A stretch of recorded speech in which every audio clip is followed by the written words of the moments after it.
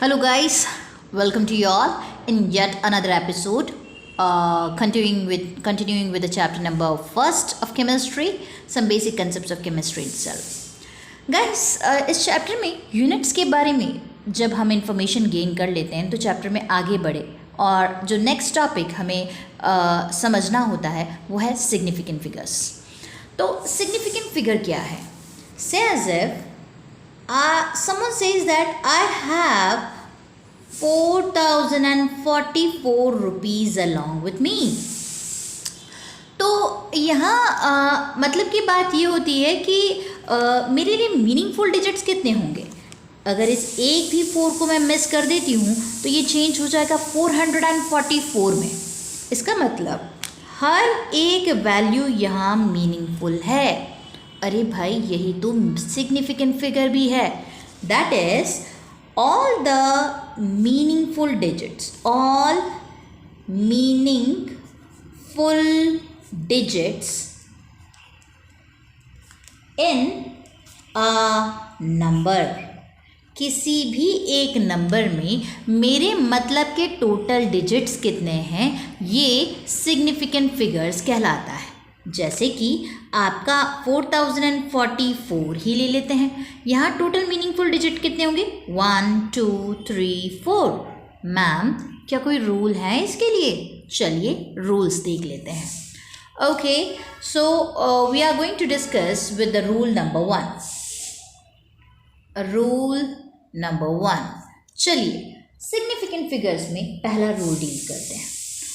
All the non-zero digits are significant. All non-zero digits are significant. Are significant.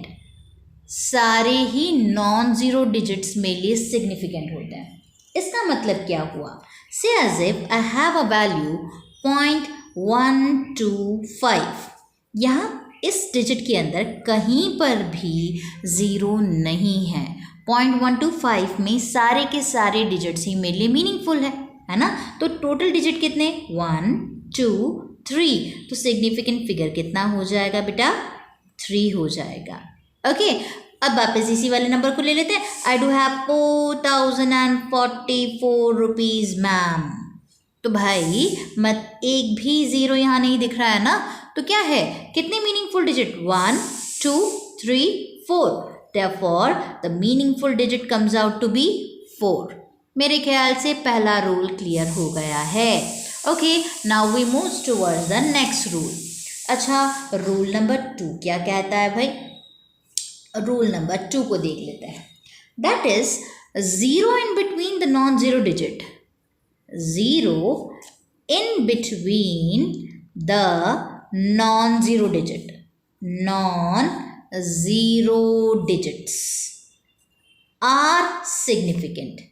Are significant. ठीक है. अब इसका मतलब क्या हुआ भाई? 404. देखो, दो नॉन जीरो डिजिट के बीच में ज़ीरो आया ना तो उसे मानना पड़ेगा, है ना. 404 रुपये है मेरे पास. तो क्या अगर एक भी ज़ीरो को गायब कर देती तो 44 हो जाता है ना. That means zero in between the non zero digit should be consider to be the significant one. तो कितने सिग्निफिकेंट फिगर होगा यहाँ पर? 1 2 3. यानी कि बीच वाले ज़ीरो को भी गिनना ज़रूरी है. देयरफॉर रूल नंबर 2 भी हमें क्लियर हो चुका है. Now we are moving ahead with next rule. That is rule number 3 को देख लेते हैं अब. दैट इज रूल नंबर 3 क्या कहता है भाई? रूल नंबर 3, थर्ड रूल कहता है कि 0 at the left side, 0 at the left side of non zero digit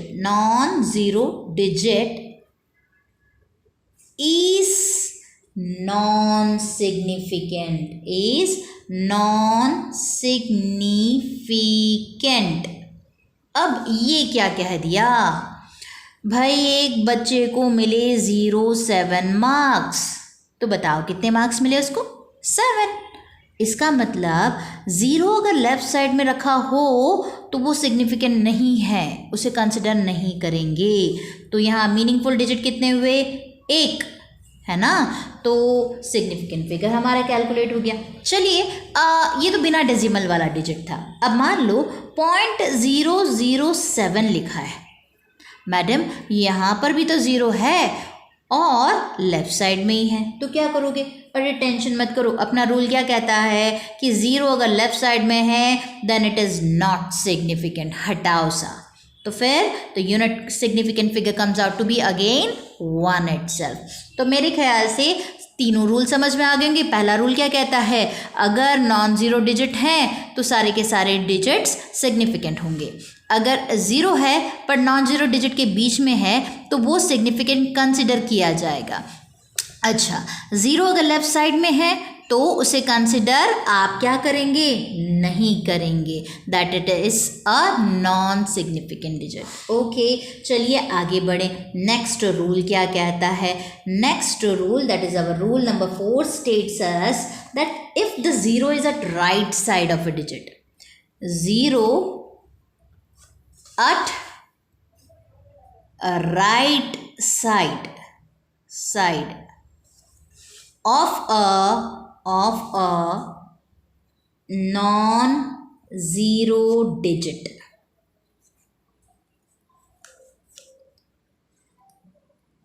has significance.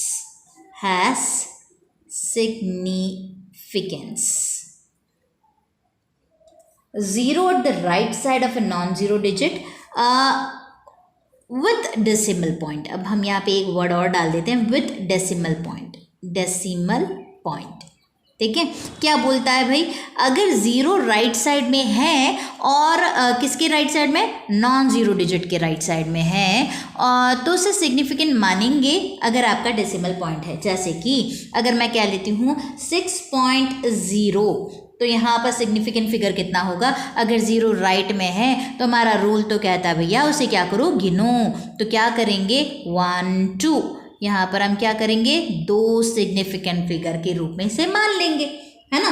तो यहाँ हमारा सिग्निफिकेंट फिगर कितना हो जाएगा? 2।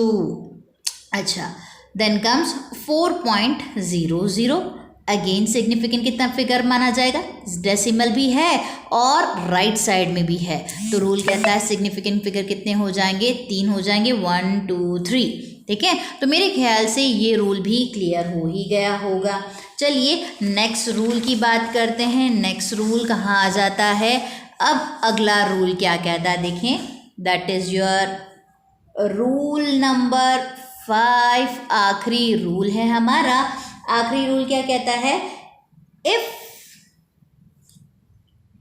Number ends with 0, number ends with 0